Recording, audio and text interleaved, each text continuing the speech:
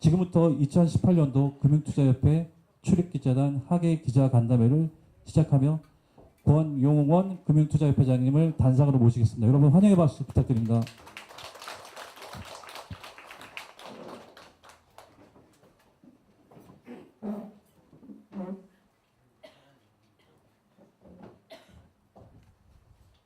안녕하세요.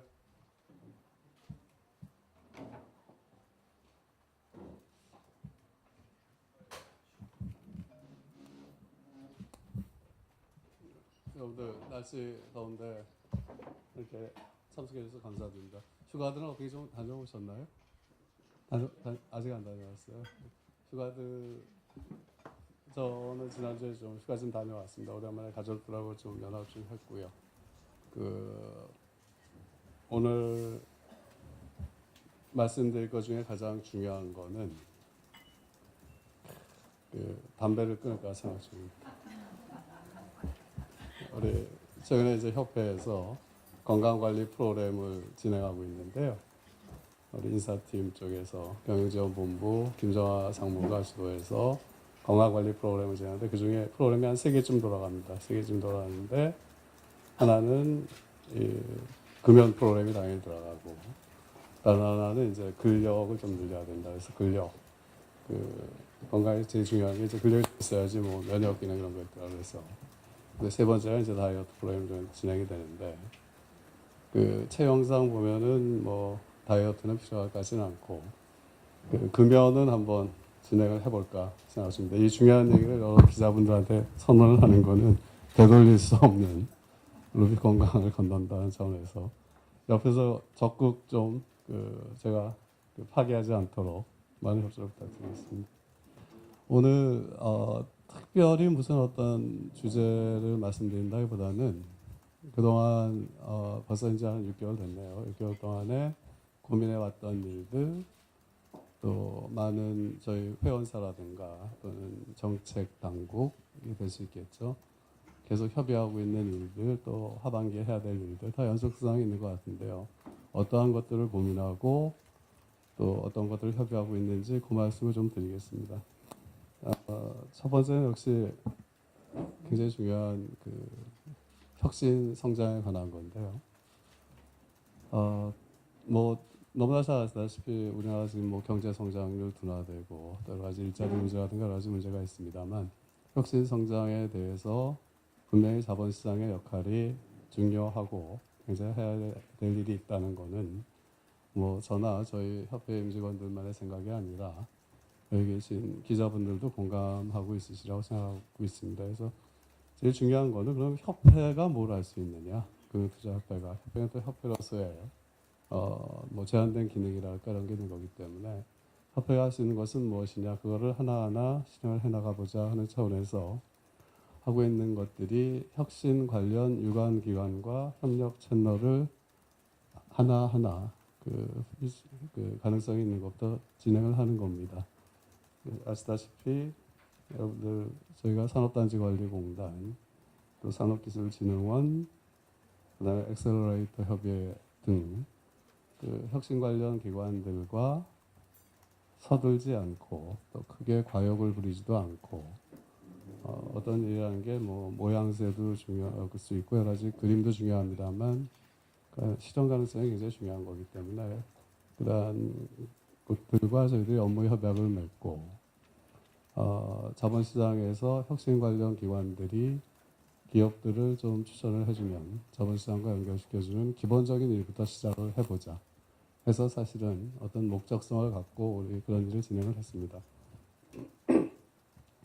지금 솔직히 좀 고민 중인 거는 이게 조금 확대 발전이 필요하지 않느냐 하는 걸 느끼고 있습니다. 이거는 어떻게 보면 제가 느끼고 있는 걸 여러분들과 그대로 투명하고 또 솔직하게 공유를 한다는 차원인데요. 지난번에 인도 출장을 좀 다녀온 적이 있습니다. 인도 출장을 다녀왔는데 그때 이제 한 인도 간의 자본시장 협력 그래서 인도 증권업 협회가 초청해서 인도의 증권 관련 유관기관, 뭐 거래소, 뭐 등등 다 그리고 인도의 증권사들 뭐 등등 다 나오고 저희가 간 김에 뭄바이뿐만이 아니고 벵갈루루라는 인도의 실리콘밸리라 그러죠. 인도의 실리콘밸리도 저희가 방문을 했었는데 그때 인도에서 가서 자료를 보고 저희가 이제 기본적인 자본시장과의 협력이고 사실 거기서 굉장히 가시적인 게 나올 수 있을 것 같다고 보고 있습니다. 저희들한테 투자 기회도 있고. 근데 그것과 별개로 제가 굉장히 어떻게 보면 좀 감동 있게 봤던 게 인도가 2020년까지인가 그러니까 GDP 5조 달러에 도전한다.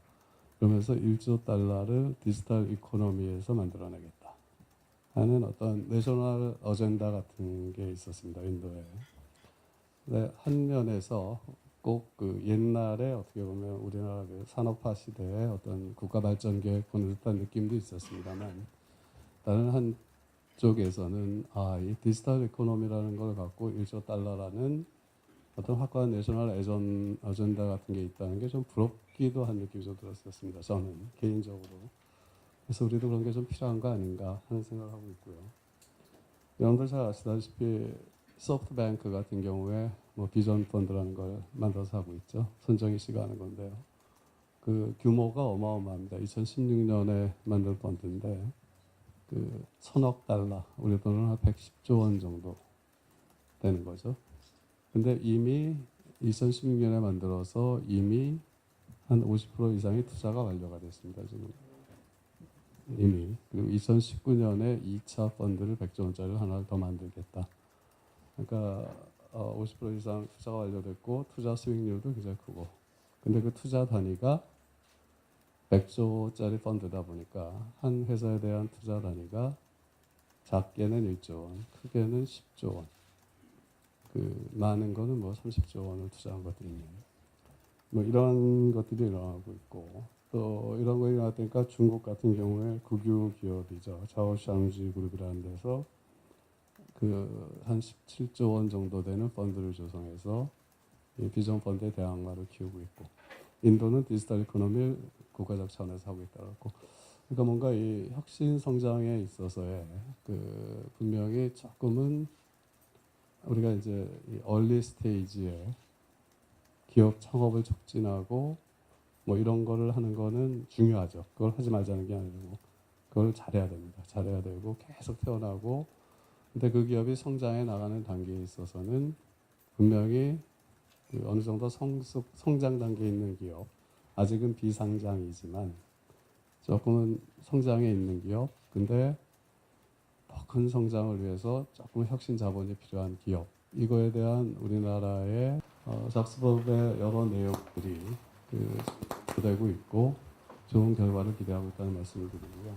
상장 부분에서 우리가 뭘 좀 해야 되지 않겠냐. 자본시장도 역할을 하고 그래서 가칭 이노베이션 팀 코리아라고 저희 임원들하고 그냥 이름을 지어봤습니다. 그래서 조금은 이제 성장성이 있는 비상장 기업을 유니콘 기업으로 키워나가는 그러한 것에 있어서 국가적 정책도 좀 필요하고 또 자본시장의 역할도 필요하고 공동의 펀드 같은 걸 한번 조성해 보면 어떨까 하는 것들을 고민하고 있다는 말씀을 드립니다. 그래서 이런 것들을 좀 정부에 얘기를 하고 있고요. 이런 것들이 잘 될 수 있도록 모르겠습니다. 이게 과연 피지블한 생각인지 아직은 구상 단계에 있는 것들이고 또 자본시장에 우리 증권사, 자산운용사 사장님들하고도 의논을 하고 있는 그러한 단계인데 이런 것들이 과연 국가적으로 필요한지는 정부 당국에서도 좀 더 검토를 해봐야 될 것이고 저희들도 더 구체적인 프로그램을 검토해야 되는데 기본적으로 개인적으로는 이러한 것들이 내셔널 프로젝트로서 좀 필요하다 하고 느끼고 있다는 말씀을 드립니다. 두 번째는 역시 여기 투자를 좀 다니다 보니까요. 우리 금융투자에서의 글로벌라이제이션에 대해서 고민하지 않을 수가 없었습니다. 근데 여러분들께 한 달쯤 있으면 저희 금융투자회사의 글로벌라이제이션이 증권사, 자산운용사 등을 중심으로 일부 이제 작은 전문 사무용사들도 진행이 되고 있습니다만 이게 제 느낌은 지난번에도 말씀드렸는데 최근 한 2년간 이렇게 약간 기하급수적으로 성장하고 있다는 느낌을 받고 있습니다. 그게 이제 한 5년 전만 해도 저희 증권회사의 글로벌라이제이션이라는 게 이렇게 막 활발하지가 않았는데요. 최근에 굉장히 활발해지고 있습니다. 그래서 저희가 통계를 쭉 정리하고 자료를 정리한 거를 저희들이 별도로 여러분들 기자 설명회를 한번 가질게요. 담당 부문장이 나오셔갖고 우리 금융권사 자산정사들이 최근에 글로벌라이제이션의 지역별 수준이 어떻게 되고 또 최근에 나타나는 특성은 어떤 것이며 또 그 규모, 또 진출한 나라, 거점들 이러한 것들에 대한 세부적인 자료를 정리한 걸 한번 여러분들께 설명드릴 필요가 있다. 최근에 굉장히 급속히 발전하고 있다. 그리고 업무의 내용이 굉장히 다각화되고 있다 하는 그 설명 자료를 한번 드리기로 하고요. 제가 하다 보니까 그 인도, 그다음에 최근에 뭄바이, 그러니까 뭄바이하고 아부다비, 그다음에 터키 이렇게 출장을 갈 기회가 있었습니다.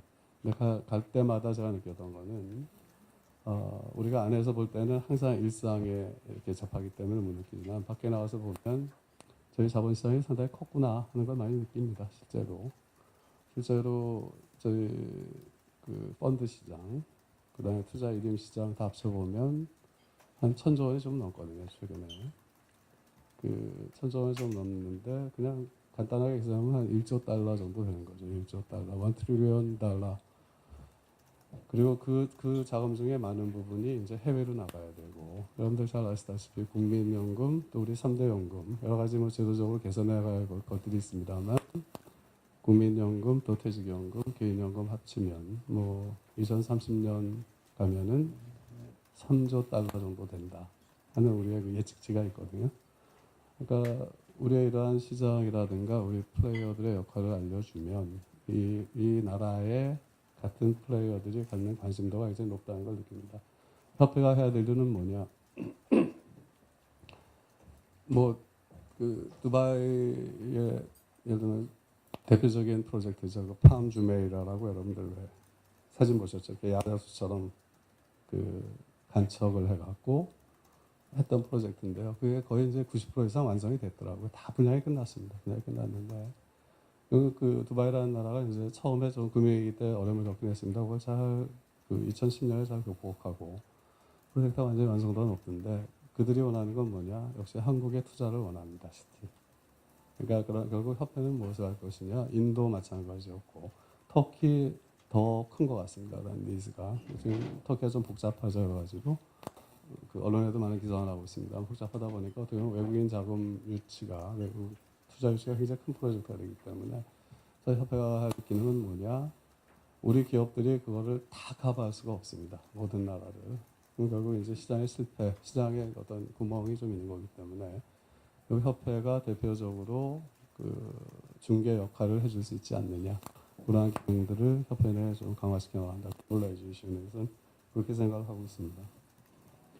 그와 협의가 이루어지고 있고 좋은 결과를 기대하고 있다고 말씀을 드립니다. 디지털 혁신 관련해서는 아마 작스법의 여러 내용들이 되고 있고 좋은 결과를 기대하고 있다는 말씀을 드리고요. 상장 인수 업무 관련, 또 외국환 제도, 차이니스 월 규제, 업무 위탁 규제에 관해서 다각적인 건의와 협의가 이루어지고 있고 좋은 결과를 기대하고 있다고 말씀을 드립니다. 디지털 혁신 관련해서는 아마 오늘 MOU를 맺을 것 같은데요. 소상공인 연합회하고 소상공인 디지털 광장 블록체인 기반의 그 디지털 광장 플랫폼을 여는 것을 오늘 MOU를 맺고 진행을 해볼 생각입니다. 그 블록체인 기반의 체인 아이디 그러니까 인증 시스템을 활용을 하고요. 스마트 계약까지 이루어지는 그런 건데 앞으로 가야 될 길이 좀 있습니다만 오늘 MOU를 맺고 진행을 한다 이렇게 결정이 되어 있고요. 최근에 그 디지털 혁신 관련해서는 레귤레이션이 워낙 다기화되고 복잡해지고 자주 바뀌고 그러다 보니까 사실 레귤레이션과 테크놀로지 약자는 레그텍에 관한 것들이 선진국 같은 경우에 굉장히 활발합니다. 근데 저희들이 한 몇 달 정도 저희 회원사들과 레그텍 관련 협의를 해왔고 레그텍 관련해서도 회원사들과 공동으로 한번 진행하는 것을 검토하고 있다는 걸 말씀을 드립니다. 그 가상화폐 이슈가 요새 좀 잔잔해지긴 했는데요. 지난번에도 말씀드렸지만 가상화폐 자체보다는 소위 말하는 디지털 코인, 디지털 이코노미에 대해서는 저희들이 계속 공부를 해야 된다고 생각하고 있습니다. 그래서 디지털 코인 이코노미라는 이 현상에 대해서 과연 자본시장은 어떻게 대처를 해나갈 것인가, 제도는 또 어떻게 마련을 해나가야 되는가 하는 것은 계속 스터디를 하고 있다는 걸 말씀드리고요. 완성도가 있다고 생각할 때 여러분께 설명 기회를 갖도록 하겠습니다. 예, 또 중요한 거죠. 그 신뢰의 문제입니다. 가급적 말씀드리지 않을 수가 없는 이슈인데요. 말씀드리기 어렵지만 말씀드릴 수밖에 없는 이슈다. 혹시 가장 중요한 신뢰입니다. 증권 관련 사고 문제, 이거에 대해서는 지금까지 지난번에도 말씀드렸듯이 이거는 뭐 우리가 협회 따로, 뭐 회원사 따로, 뭐 금융위원회 따로, 그다음에 감독원 따로 이렇게 생각하지 않았습니다. 처음부터 이거는 같이 공조를 하는 게 맞다고 생각했고, 공조를 해서 다시는 이런 사고가 일어나지 않도록 최선을 다한다 하는 차원에서 준비를 해왔고요. 아마 8월 말에서 9월 초쯤에 협회 나름대로의 증권거래 사고의 방지를 위한 모범 규준안에 대해서 확정하고 여러분들께 설명도 드리고 발표를 할 생각입니다. 모범 규준안 거의 다 완성돼 가고 있는데 최종 확정되는 대로 여러분들께 좀 설명을 구체적으로 드리겠습니다. 이 문제에 대해서는 조금은 이게 저희가 자꾸만 뭘 할수록 사후약방 문제인데 그렇게 돼야 될 일이 아니라고 생각하고 있기 때문에 모범 규준을 만드는 걸로 끝나지 않고 사전적으로 우리가 선제적으로 좀 방지할 수 있는 게 뭔지 계속 고민하겠다는 약속을 여러분께 좀 드립니다. 그래서 아까 금융회사의 글로벌화에 대해서 여러분께 자료 좀 배포해 드릴 거고요. 상시적 협력 체제를 구축할 거고, 또 이제 아시아 펀드 패스포트가 아마 도입이 될 것 같은데요. 아시아 펀드 패스포트가 도입되면 사실 뭐 한 나라에서 등록된 펀드가 다른 나라에 팔리는 이런 겁니다. 아마 그것도 중요한데 사실 여기서는 유럽의 룩셈부르크죠, 하면 룩셈부르크 맞나? 룩셈부르크 모델을 저희가 좀 고민하고 있는데 작은 나라이지만 그 펀드 패스포트가 도입되면서 유럽 각국에 EU죠, EU에. 그러면서 거기가 미들 오피스와 백 오피스의 거점이 됩니다. 굉장히 펀드 패스포트라는 제도에 선제적으로 도입하면서 미들 및 백 오피스의 굉장히 중심국가가 돼서 굉장히 그 펀드 등록도 편해지고 간편하고, 그다음에 그거에 따른 모든 뭐 법무, 회계 등등 뭐 여러 가지, 그다음에 감독 당국, 그다음에 금융 당국도 그 서비스도 빨라지고 그러다 보니까 미들 및 백 오피스를 갖고 몇만 명의 고용 창출이라는 그런 효과를 만들어낸 나라가 있어서 사실 펀드 패스포트 자체를 도입한다는 것과 더불어 과연 우리는 우리나라 안에 그러한 인프라를 구성할 수 있겠느냐, 그래서 좋은 일자리를 창출하고 상대적으로 괜찮은 일자리를 창출하는 계기가 될 수 있는지 공부하고 관계당국과 협의해 나갈 생각임을 말씀드리겠습니다. 오늘 이 정도 말씀드리고요. 한 질문을 두세 개만 받고 또 나중에 한 걸로 할까요? 질문 있으신 분은 손을 들어주시면 저희가 마이크 전달하도록 하겠습니다.